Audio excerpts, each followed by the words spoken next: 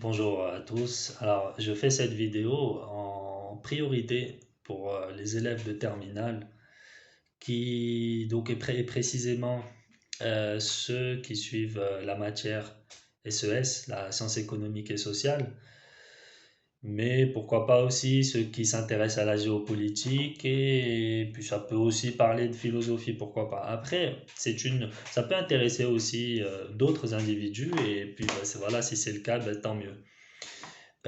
En lisant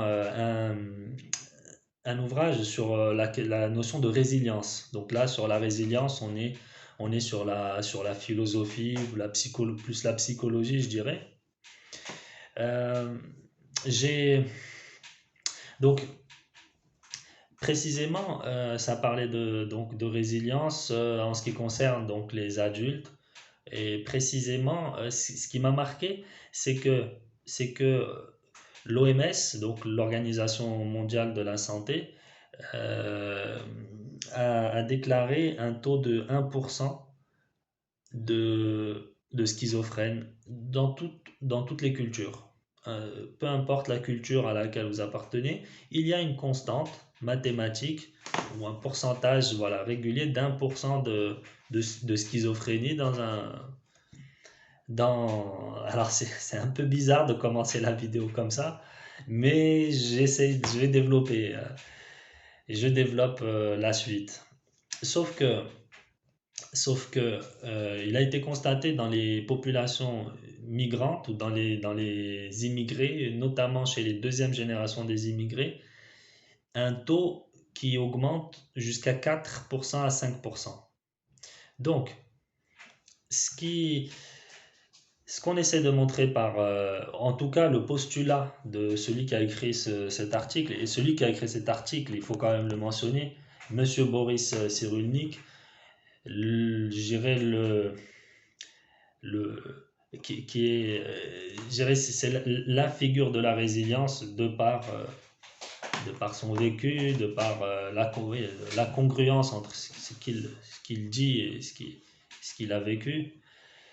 Euh, donc, le propos, c'est que les particularités culturelles ou le parcours d'un individu agit sur ce qu'il est. Et étant donné que bah, ces populations-là, du fait de problèmes d'intégration, d'acculturation, de positionnement, en tout cas culturel, fait que je dirais, ces problèmes de concordance de logiciels culturels fait que on a une prévalence de la schizophrénie beaucoup plus importante dans ces populations. Alors, ce qui est soutenu aussi, c'est que forcément, les conditions sociales, matérielles, qui s'ajoutent en plus aux facteurs simplement culturels, font que ça devient un phénomène, qu'on a une accumulation et que ça devient un phénomène multidimensionnel qui expliquerait, selon l'auteur, Boris Cyrulnik, l'auteur de cet extrait, euh, une schizophrénie beaucoup plus importante chez ce type d'individu. Et l'auteur insiste sur l'importance du rôle de la maman qui donne, alors ce qui est utilisé, il y a un terme qui est utilisé, c'est le terme sécure. Sécure, c'est-à-dire que on se dirige vers ce qui nous sécurise, des souvenirs, c'est surtout dans le souvenir. Et si je repense d'ailleurs à un passage justement de Boris Cyrulnik qui expliquait, qui traitait justement de jeunes enfants qui sont enrôlés dans des armées, notamment en Afrique, où il leur demandait mais à quoi tu penses quand tu es dans une situation extrême où tu penses que tu vas être tué, que tu es caché derrière une barricade ou autre. Et les réponses diffèrent forcément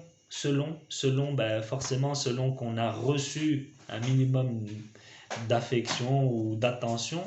Les réponses diffèrent. Certains retrouvent une force, un courage dans ces moments-là, ou en tout cas un réconfort du moins, en repensant à certains de leurs souvenirs, et d'autres n'ont absolument aucun ancrage, ce qui rend, ce qui, il suffit de se mettre 2 secondes à la place d'une personne comme ça voilà, imaginer ce qu'elle peut ressentir.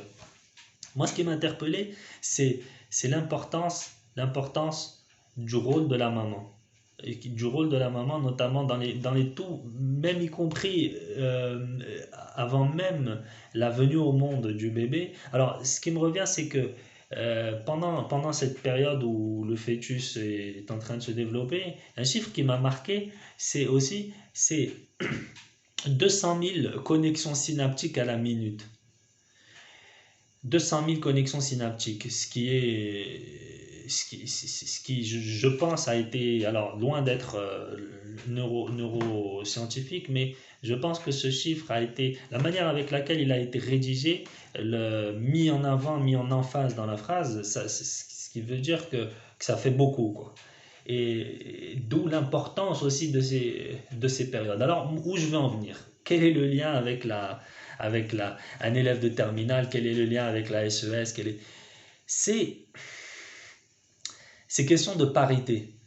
La question de parité, ce combat autour de la parité où les femmes doivent être l'égale des hommes à tout moment, surtout sur les salaires, sur les salaires, bon, on peut comprendre, mais voilà, cette concurrence accrue qui se fait. Moi, j'ai envie de poser une question et j'ai envie par la même occasion, de stimuler l'esprit critique des élèves et si toutefois cette question est beaucoup trop polémique et qu'on ne peut pas aller dans ce sens-là, du moins pour ceux qui n'ont pas envie de suivre la vague de toute cette bien-pensance qui surgit et qu'on se met tous à défendre, et simplement se saisir de cette notion avec un angle critique et le garder pour soi, mais au moins céder, être dans une démarche de cohérence intellectuelle vis-à-vis de cette notion pour pouvoir s'en emparer.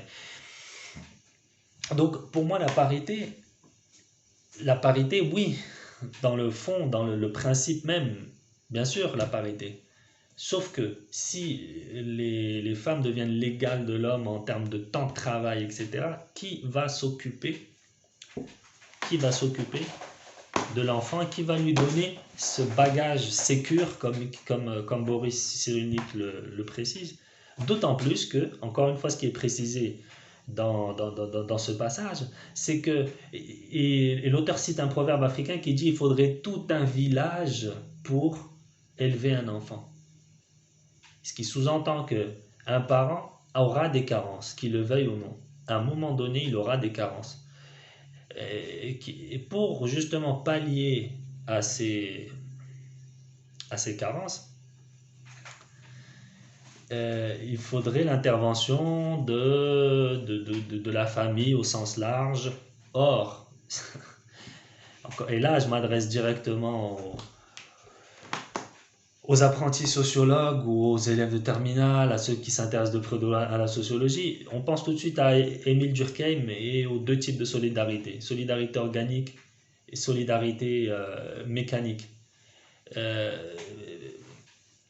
Nous avons une perdition de la solidarité, ou du moins une solidarité mécanique qui ne fonctionne plus en France, qui fonctionne moins. En tout cas, sans parler de France, de sociétés développées, si on peut appeler ça comme ça,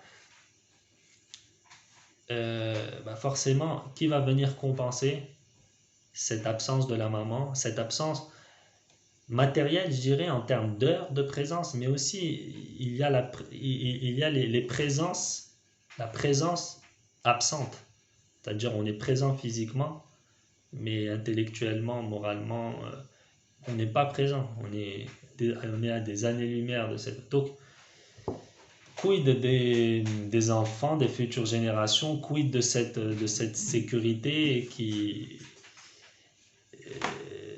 cette sécurité intrinsèque, ce sentiment d'attachement intrinsèque qui est censé nous accompagner tout le long. Donc ça permet, en tout cas, pour moi, ça remet en question tout de suite ces aspirations de parité stricte, et c'est à revoir éventuellement.